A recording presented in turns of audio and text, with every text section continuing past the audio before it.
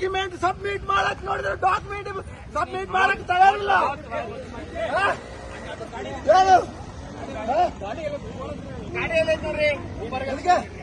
ನಂದೆಲ್ಲ document ಅಲ್ಲಿ ಬಿದ್ದೈತೆ sir, ನನ್ನ document ಅಲ್ಲಿ ಬಿದ್ದೈತೆ, ಬಾಕಿ ಇರೋ ಡಾಕ್ಯುಮೆಂಟ್ ಬಿದ್ದೈತೆ ಸರ್. ಪಾಕಿಸ್ತಾನ್ ಜಿಂದಾಬಾದ್ ಅಂತದೆ, ನನಗೆ ಆ ತರ ಸರ್.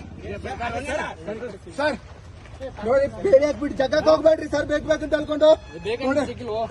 ನಾನೊಂದು ಮಾತಾಡ್ತೀನಿ ಸರ್, ನನಗೆ ನ್ಯಾಯ ಬೇಕು, ನನಗೆ ನ್ಯಾಯ ಬೇಕು.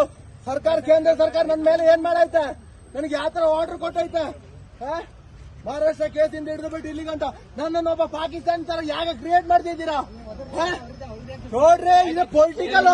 ನಿತಿನ್ ಗಡ್ಕರಿ ಮೋದಿ ಎಲ್ಲ ಸೇರ್ಬಿಟ್ಟು ಮಾಡ್ತಾ ಇರೋದು, ಅರ್ಥ ಆಯ್ತಾ? ಸೆಂಟ್ರಲ್ ಮಾಡ್ತಾ ಇರೋದು ಅವ್ರ ಪೊಲಿಟಿಕಲ್ ಸ್ಟ್ರಾಟಜಿಗೋಸ್ಕರ ಮಾಡ್ತಾ ಇರೋದು ಪ್ರತಿಯೊಂದು.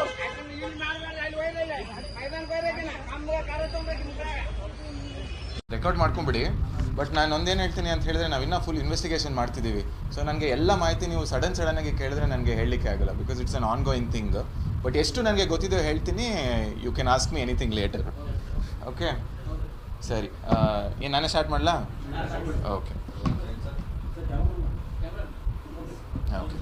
ಇದನ್ನು ಸುಮಾರು 11 ಗಂಟೆ ಅಷ್ಟೊತ್ತಿಗೆ ಈ ಶಾಕಿರ್ ಅಲಿಯಾಸ್ ಜಯೇಶ್ ಪೂಜಾರಿ ಅಂತ ಒಂದು ವ್ಯಕ್ತಿ, ಏಜ್ಡ್ 38 ಇಯರ್ಸ್, ನಮ್ಮ ಹಿಂದಲ್ಗಾ ಜೈಲಲ್ಲಿ ಕಾನ್ವಿಕ್ಟ್ ಪ್ರಿಸನರ್ ಆಗಿ ಒಂದು ಲೈಫ್ ಸೆಂಟೆನ್ಸ್ನ ಅಂಡರ್ಗೋ ಮಾಡ್ತಿರ್ತಾರೆ. ಇವರು ಬಂದು ಒಂದು 2018 ಕೇಸಲ್ಲಿ ಅವರಿಗೆ ಕೋರ್ಟಿಗೆ ಪ್ರೊಡ್ಯೂಸ್ ಮಾಡಿರ್ತಾರೆ. ಆ ಸಮಯದಲ್ಲಿ JMFC ಕೋರ್ಟ್ ಹಾಲ್ ನಂಬರ್ 4 ಆಗಿರುತ್ತೆ. ಅಲ್ಲಿ ಈ ವ್ಯಕ್ತಿ ಬಂದು ಒಂದು ಪಾಕಿಸ್ತಾನ್ ಜಿಂದಾಬಾದ್ ಅಂತ ಹೇಳಿ ಘೋಷಣೆ ಕೂಗ್ತಾನೆ. ಆ ಘೋಷಣೆ ಕೂಗಿದ ಸಮಯದಲ್ಲಿ ಅಲ್ಲಿ ಇರುವರು ಅವನಿಗೆ ಡಿಟೈನ್ ಮಾಡಿ ನಮ್ಮ ಪೊಲೀಸ್ ಅವನ್ನ ಕೂಡಲೇ ಕರ್ಕೊಂಬರ್ತಾರೆ. ಕರ್ಕೊಂಬಂದು ಅವನಿಗೆ ಇವಾಗ ನಾವು ಇಂಟ್ರಿಗೇಷನ್ ಮಾಡ್ತಿದ್ವಿ.